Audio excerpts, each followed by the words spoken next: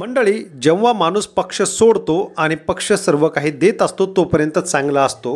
उद्धव ठाकरे यांनी सर्व काही दिलं, आमदार केलं, मंत्री केलं, त्याचबरोबर ती घरांमध्ये मुलांनाही युवासेनेची पदवाटप केली। तेच रामदास कदम आज उद्धव ठाकरे आणि आदित्य ठाकरेवरती काहीही बोलू लागलेले आहेत आणि राज ठाकरेंना सल्ला देऊ लागलेत। मात्र याच रामदास कदम यांच्याबद्दलचा एक नितेश राणे यांचा व्हिडिओ हा जोरदार व्हायरल होतोय। नक्की ते कोकणात असताना काय म्हणाले होते तेच आपण या व्हिडिओमधून ऐकूया। त्यांची नियतच साफ नाही, अतिशय खोटारडी व्यक्ती आहे।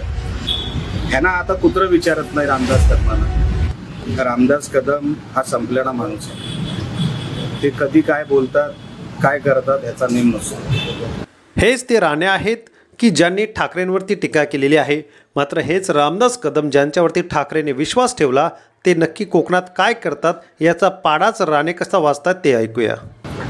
रामदास कदमांनीच शिवसेना संपवली रत्नागिरीची, त्याच्या म्हणजे याबद्दल आमच्याकडे पुरावे आहेत। रामदास कदम काँग्रेसमध्ये जाणार होते। रामदास कदमने स्वतःच्या घरातच पद मिळावे यासाठी शिवसेना त्या ठिकाणी वाढू दिली नाही, इतरांना संधी दिली नाही, हे स्वतः कोकणातील नेते आणि सध्या शिवसेनेत असलेले नेते सांगतात। सन्माननीय गीते साहेब इतके वर्ष खासदार राहिले, त्यांना पाडलं कोणी? संजय कदम कोणाचे माणूस? सूर्यकांत दळवींचा मतदारसंघ, तिथे रामदास कदमांचा काही संबंध नाही, काडीचा मुलाचा काही संबंध नाही। मग तिकडे तुम्ही तिकीट मागून एका सच्च्या शिवसैनिकाला संपवलं। हा व्हिडिओ जरी जुना असला तरी सत्य आणि खरं काही खूप बोलून जातोय। यावरून रामदास कदम हे जे आरोप करतात यावर किती सत्यता आहे ते आपल्याला दिसून येते। सूर्यकांत दळवींना घरी बसवलं, त्यांना आजारी पाडलं। अनिल परबांना का त्यांना संपवायचं आहे? कारण का अनिल परब आता तिकडे पालकमंत्री आहेत।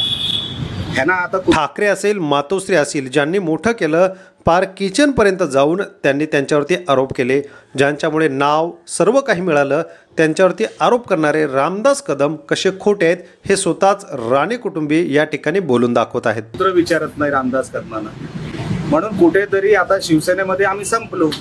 शिवसेनेमध्ये यांचा आता तालुकाध्यक्ष पण ऐकत नाही। ही परिस्थिती रामदास कदमांची ना घरका ना घाटका ही स्वतःहून करून घेतलेली आहे। त्यांची नियतच साफ नाही, अतिशय खोटारडी व्यक्ती आहे। आमच्या बरोबर शिवसेना सोडून काँग्रेसमध्ये येणार होते, यादीमध्ये पहिलं नाव रामदास कदमांचं। रामदास कदम यांच्याबद्दल तर राणेंचं जे मत आहे ते आपल्याला कसं वाटतंय हा व्हिडिओ शेवटपर्यंत बघा व आपल्या कमेंट करा। भेटूया नवीन व्हिडिओसह। जय महाराष्ट्र, धन्यवाद। आणि फक्त उद्धव ठाकरेंनी तेव्हा विरोधी पक्ष नेतापद दिलं म्हणून गाडी वळवली आणि तिकडे गेली, ते हे रामदास कदम। नियती कोणाला सोडत नाही हो।